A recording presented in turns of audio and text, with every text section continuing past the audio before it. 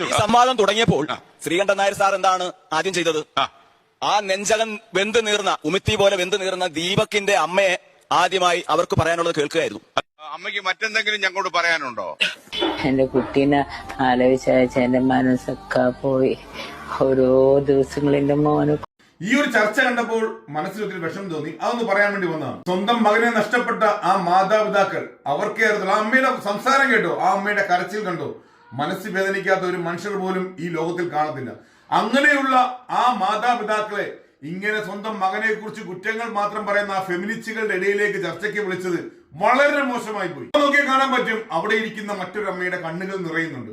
അത്രയ്ക്ക് പോലും മനസാക്ഷി ഇല്ലാത്ത കുറെ ഫെമിനിസ്റ്റുകൾ അവളുമാരുടെ ആക്രോശപരമായ മുഖങ്ങൾ കാണുന്നില്ലേ നിങ്ങൾ? ആ അമ്മയെ അച്ഛനെയും മുന്നിലിരുത്തിക്കൊണ്ട് ബസിൽ കയറി തോന്നിവാസം കാണിച്ച് സ്വന്തം മകനെ കൊന്ന അവൾക്ക് വേണ്ടി വാദിക്കുന്ന കുറെ ഫെമിനിസ്റ്റുകൾ, ദയവ് ചെയ്ത് മാധ്യമ പ്രവർത്തകരോട് ഒരൊറ്റ ഒരു അപേക്ഷയേ ഉള്ളൂ.